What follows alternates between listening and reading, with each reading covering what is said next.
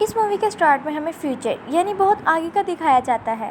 वहाँ पर हर चीज़ काफ़ी मॉडर्न और स्मार्ट है। यहाँ पर हमें सैंड्रा नाम की एक लड़की दिखाई जाती है जो कि अपने 2 साल के बच्चे के साथ गाड़ी में सफ़र कर रही थी। ये गाड़ी उसके हस्बैंड ने उसे गिफ्ट की थी और अब वो यहाँ अपनी मदर इन लॉ यानी अपने हस्बैंड की मदर के घर जा रही थी। अब सैंड्रा इस गाड़ी के फंक्शंस यानी फीचर्स को चेक करने लगती है, यानी इसमें क्या क्या है। तो यहाँ पर उसे पता चलता है कि उसका हस्बैंड अपने दोस्तों के साथ ट्रिप पे गया था, जिनमें उनके साथ एक लड़की भी थी। अब उसे अपने हस्बैंड पर थोड़ा शक होने लगता है और तभी उसके हस्बैंड की कॉल आ जाती है। वो फ़ौरन से कॉल रिसीव कर लेती है और उससे बात करने लगती है। उसका हस्बैंड उसे कहता है कि इसकी एक मेन ऐप है और एक ऐप को इंस्टॉल कर लेता है। उसका हस्बैंड उसे कहता है कि तुम्हारी मेन ऐप इंस्टॉल हो गई है और अब तुम इस गाड़ी को अपने फ़ोन के साथ भी हैंडल कर सकती हो। तभी सैंड्रा को पता चलता है उसका हस्बैंड एक होटल में है और वहाँ पर फ़ौरन से कोई दरवाज़ा खटकाता है और उसका हस्बैंड कॉल कट करके चला जाता है। अब सैंड्रा का शक यकीन में बदल गया था, क्योंकि जैसा उसे लग रहा था बिल्कुल वैसा ही था। रास्ते में वो एक स्ट्रेट स्टॉप पे स्टे करती है। वो अपने बेटे के साथ उस शॉप में चली जाती है और वहाँ से कुछ सामान ख़रीदने लगती है। तभी वो देखती है कि बाहर एक आदमी उसकी गाड़ी के अंदर झांक रहा है। अब वो अपने फ़ोन से भी गाड़ी को कंट्रोल कर सकती थी, इसीलिए उसने अपना मोबाइल खोला और वहाँ से वोल्टेज ऑन कर दिया, यानी कि अब कोई भी उसके अंदर नहीं जा सकता था। अब सैंड्रा की गाड़ी बिल्कुल सेफ थी, लेकिन वो वहाँ पर देखती है कि उसका बेटा वहाँ पर मौजूद नहीं है, जिसकी वजह से वो बहुत ज़्यादा घबरा जाती है और दौड़ने लगती है अपने बेटे की तलाश में। लेकिन उसे उसका बेटा बिल्कुल नज़र नहीं आता। उसके बेटे को एस्थमा, जिसे दमा भी कहते हैं। वो फ़ौरन से बाहर आती है और कुछ लड़कियों के साथ अपने बेटे को पाती है। अपने बेटे को देखकर वो बहुत ज़्यादा खुश हो गई, लेकिन उन्हें उस लड़कियों पर गुस्सा भी आ रहा था। सैंड्रा फ़ौरन से अपने बेटे को उठा लेती है और उन्हें उल्टा सीधा बोलने लगती है। उन लड़कियों को गुस्सा आ जाता है और सैंड्रा फ़ौरन से गाड़ी में अपने बेटे को सेव कर लेती है और वोल्ट करंट ऑन कर देती है, जिसकी वजह से उसकी गाड़ी सेफ थी और वो वहाँ से चली जाती है। यहाँ पर सैंड्रा अपनी बेस्ट फ्रेंड को कॉल करती है, जो कि उसे बताती है कि मैं एक होटल के रूम में हूँ जिसे मैं पसंद करती हूँ उसके साथ। यहाँ पर सैंड्रा को यकीन आ जाता है कि मेरी दोस्त मेरे हस्बैंड के साथ ही है। अब सैंड्रा अपनी दोस्त को कहती है कि मुझे भी अपने प्यारे से चेहरा दिखाओ, यानी जिसे तुम पसंद करती हो। वहाँ पर उसके साथ कोई बैठा नज़र आ रहा था। वो लड़की हंसने लगती है और कहती है कि नहीं, मैं तुम्हें नहीं दिखा सकती, और फ़ोन काट देती है। सैंड्रा को इस बात से बहुत ज़्यादा गुस्सा आता है। अब सैंड्रा का शक पूरा यकीन में बदल गया था। वो बहुत ज़्यादा परेशान थी, क्योंकि एक के बाद एक परेशानी उसके सर पर सवार थी। यहाँ पर वो अपनी मदर इन लॉ के घर पहुँच जाती है, लेकिन वो ये फ़ैसला करती है कि वो अंदर नहीं जाएगी और उस होटल में जाएगी जहाँ उसका हस्बैंड और उसकी दोस्त है, ताकि वो उन्हें रंगे हाथ पकड़ सके। अब वो फ़ौरन से तेज़ी से गाड़ी चलाने लगती है होटल की तरफ जाने के लिए। वहाँ पर गाड़ी का एआई बताता है कि यहाँ पर रिसेंटली एक्सीडेंट हुआ है, इसीलिए कोई और रास्ता चूज़ करना पड़ेगा। वो एआई से कहती है कि उसे कोई शॉर्टकट वे बताओ। फिर वो उसी शॉर्टकट वे पर जाने लगती है, जहाँ पर जाते जाते बहुत ज़्यादा रात हो गई थी, क्योंकि ये रेगिस्तानी इलाका था। अब सैंड्रा को यहाँ पर कुछ भी नहीं नज़र आ रहा था। यहाँ पर अंधेरा ही अंधेरा था। टेंशन में आकर वो अब सिगरेट पीने लगती है। सिगरेट पीकर एआई को लगता है कि यहाँ पर इमरजेंसी हो गई है, जैसे कि आग लग गई है। वो एआई को कहती है कि बस मैंने सिगरेट पी है, लेकिन एआई उसकी बात को नहीं समझता और इमरजेंसी ओपन कर देता है। अब सैंड्रा गाड़ी को मैनुअल कर देती है, यानी कि उसका कंट्रोल अपने हाथ में ले लेती है। यहाँ पर वो सारा कुछ ठीक हो जाता है। अब उसका बेटा भी खांसने लगा था, क्योंकि उसे स्मोक से एलर्जी थी, क्योंकि उसे एस्मा की बीमारी थी। अब वो सिगरेट को बाहर फेंक देती है। इतनी ही देर में कुछ भारी भरकम चीज़ गाड़ी के साथ आकर टकरा जाती है और उस गाड़ी यहीं पर स्टॉप हो जाती है। अब यहाँ पर सैंड्रा गाड़ी से बाहर आ जाती है, ये देखने के लिए कि गाड़ी को हुआ क्या है। हालांकि सैंड्रा को ऐसा करना नहीं चाहिए था। ये सैंड्रा की बहुत बड़ी गलती थी जो कि उसने कर ली थी। अब वो बाहर आने का फ़ैसला करती है। वो अपना फ़ोन अपने बेटे को दे देती है और बाहर आकर देखती है कि गाड़ी के नीचे है कौन।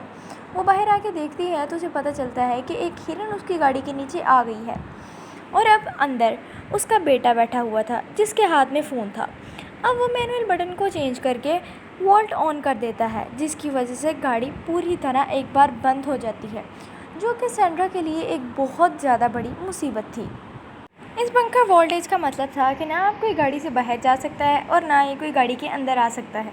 अब वो ये सब कुछ देखकर बहुत ज़्यादा घबरा गई थी, जिसकी वजह से वो बहुत ज़्यादा कोशिश करने लगती है कि किसी तरह वो इस गाड़ी को खोल ले। अब वो देखती है कि उसका बेटा गाड़ी के अंदर ठीक है, तो वो लकड़ी से दरवाज़ा खोलने लगती है और मुख्तलिफ़ तरह से कोशिशें करती है। अब वो किसी तरह से अपने बेटी को समझाने लगती है कि वो वोल्टेज वाला बटन ऑफ़ कर दो। ज़ाहिर सी बात है, वो इतना छोटा सा बच्चा था, उसे क्या पता था कि वो क्या करे। वो हंसने लगता है। अब वो ज़्यादा परेशान हो जाती है क्योंकि अब वो उस बटन को नहीं दबा रहा था। इसी दौरान उस बच्चे से वो फ़ोन नीचे गिर जाता है और जबकि उसका बेटा वो फ़ोन भी नहीं उठा सकता क्योंकि उसे सीट बेल्ट लगी हुई है। अब वो बहुत ज़्यादा घबरा जाती है कि अब वो क्या करे। वो ईंट उठा लेती है जो कि बहुत ज़्यादा मज़बूत गाड़ी पर मार रही थी। ज़ाहिर सी बात है, इतनी मज़बूत गाड़ी पर मारने से वो कहाँ टूटनी थी। अब सैंड्रा को याद आता है कि उसने पीछे एक पावर हाउस भी देखा था। वो फ़ौरन से वहाँ जाती है ताकि वो किसी से मदद मांग सके। वो वहाँ जाती है तो वहाँ पर कोई भी नहीं होता, लेकिन उसे वहाँ पर एक फ़ोन मिलता है जिसके थ्रू वो कॉल करने लगती है। तब उसे पता चलता है कि वो फ़ोन भी ख़राब है। अब सैंड्रा गाड़ी की तरफ दौड़ने लगती है क्योंकि उसे अपने बेटे की फ़िक्र हो रही थी। अब उसे ऐसा महसूस होता है कि उसके आसपास कोई है। वो फ़ौरन से गाड़ी के ऊपर चढ़कर बैठ जाती है और चारों तरफ लाइट मारती है कि कौन है। तभी उसे पता चलता है कि वाकई एक जानवर उसका पीछा कर रहा था जो कि उसकी अब आसानी से जान छोड़ने वाला नहीं था। वो फ़ौरन से सैंड्रा के पीछे पड़ जाता है ताकि वो उसे पकड़कर खा ले। अब सैंड्रा को एक आइडिया आता है। वो कुल्हाड़ी से शीशे के ऊपर मारती है जिसकी वजह से बहुत ज़्यादा तेज़ से अलार्म बजने लगता है। उसकी आवाज़ सुनकर वो भेड़िया दौड़ जाता है। अब सारी रात ऐसे ही गुजर गई और सुबह को वो देखती है कि मेरे इर्द गिर्द सिर्फ रेगिस्तान ही है और कुछ भी नहीं है। अब उसे याद आता है कि उसने रास्ते में एक एयरपोर्ट भी देखा था। अब सैंड्रा को थोड़ी सी तसल्ली होती है कि शायद वहाँ से मदद मिल जाए, लेकिन तभी बाहर का टेम्परेचर बहुत ज़्यादा बढ़ने लगता है और वहाँ पर बहुत ज़्यादा गर्मी हो चुकी थी और अंदर भी उसके बेटे ने बहुत ज़्यादा मोटे कपड़े पहने हुए थे जिससे गर्मी की वजह से घबराहट होने लगी थी और वो रोने लगा था। सैंड्रा बहुत ज़्यादा परेशान थी कि अब वो क्या करे। अब सैंड्रा को ख्याल आता है। वो अपनी जैकेट उतार कर सनरूफ के ऊपर रख देती है, यानी उसकी विंडो से ही उसके बेटे तक वहाँ धूप पहुँच रही थी। अब वो एयरपोर्ट तक जाने लगती है। वो कई घंटों तक चलती रहती है लेकिन उसे आसपास कोई भी एयरपोर्ट नज़र नहीं आता और गर्मी की वजह से उसकी हालत बहुत ज़्यादा ख़राब होने लगती है। लेकिन उसकी खुशकिस्मती से एक नदी मिल गई। वहाँ पर जाकर उसने अपनी प्यास बुझाई और अपने ऊपर खूब सारा पानी डाला और अपनी गर्मी को कम किया। अब उसकी हालत कुछ बेहतर होने लगी थी। अब वो वहाँ से एयरपोर्ट में चली जाती है और वहाँ पर जाकर अंदर जाती है, लेकिन वहाँ पर उसे ख़राब टूटे हुए प्लेन की जगह कुछ भी नहीं मिलता। वो उन प्लेन्स के अंदर चढ़ जाती है ताकि कोई मदद हासिल कर सके, लेकिन वहाँ पर उसे एक रेडियो नज़र आता है। उसे एक उम्मीद होती है कि शायद वो रेडियो के ज़रिए ही किसी से मदद मांग ले, लेकिन वो रेडियो भी ख़राब होता है। अब वो वहाँ से नीचे उतर जाती है एक कैन को लेकर। अब वो वहाँ के 2 टायर भी जला देती है ताकि शायद कोई उसकी मदद को आ जाए। अब वो वहाँ से पानी भरती है और अपनी गाड़ी की तरफ दौड़ने लगती है। पानी भरने के बाद जब वो गाड़ी की तरफ जाती है तो तब वो देखती है कि उसकी जैकेट को किसी ने उतार कर फेंक दिया है, यानी कि उसकी जैकेट गाड़ी के ऊपर नहीं थी। वहाँ पर वो जाके देखती है कि उसका बेटा गर्मी की वजह से बेहोश हो गया है। हालांकि अंदर गाड़ी के अंदर फ़ैन चल रहा था, लेकिन बाहर का टेम्परेचर ज़्यादा होने की वजह से, ज़्यादा गर्मी की वजह से वो बेहोश हो गया था। उससे कुछ समझ नहीं आता और वो पानी गाड़ी के ऊपर फेंकने लगती है ताकि अंदर का टेम्परेचर थोड़ा कम हो। अब सैंड्रा को एक आइडिया आता है। वो बाहर वेंटिलेशन की जगह पर आग लगाने की कोशिश करती है जिसकी वजह से धुआं अंदर जाए और वो विंडो को खोल दे, लेकिन इसका उसे बहुत ज़्यादा बड़ा नुकसान होता है। जैसे ही धुआं अंदर जाता है, वो जो बची खुची हवा भी अंदर जा रही थी उस वेंटिलेशन को भी बंद कर देता है और अंदर का सिस्टम पूरी तरह से ख़राब हो जाता है। अब वो थक हार कर वहीं पर लेट जाती है। उसे कुछ समझ नहीं आने लगता और वो ज़ोर ज़ोर से चीखें मार मार कर रोने लगती है। वो बहुत ज़्यादा परेशान हो गई थी क्योंकि अब उसके पास कोई हल नहीं था, इसीलिए वो हार मान लेती है। लेकिन फिर भी वो हथौड़े से उस पर वार करती है। गाड़ी को इतने ज़्यादा मार खाने के बाद भी उस पर एक खराश तक नहीं आती। यहाँ से उसे पता चल जाता है कि ये गाड़ी बहुत ज़्यादा मजबूत है और इसे कुछ नहीं होने वाला। वो थक हार कर वहाँ लेट जाती है। अब चंद सालों बाद वहाँ पर दोबारा आती है। वहाँ पर वो अपने बेटे को दफना चुकी थी। सैंड्रा उस गाड़ी वाले हादसे के बाद यहाँ पर दोबारा आई थी। उसे वो बिल्कुल याद था क्योंकि यहाँ पर उसके बेटे की डेथ हुई थी। सैंड्रा का हस्बैंड उसे कहता है कि तुमने ही हमारे बच्चे को मारा है। यहाँ पर वो और ज़्यादा रोने लगती है। तभी सैंड्रा की आंख खुल जाती है क्योंकि ये सिर्फ एक ख्वाब था। सैंड्रा को होश आती है और उसे फ़ौरन ही अपने बेटे का ख्याल आता है। वो अपने बेटे को देखने आती है जो कि बिल्कुल एक स्टिल पोजीशन में था, जैसे कि पत्थर बन गया हो। यहाँ पर वो समझ जाती है कि उसका बेटा अब इस दुनिया में नहीं रहा। और वो बहुत ज़्यादा दुखी हो जाती है और दुख उसकी आंखों में साफ नज़र आ रहा था।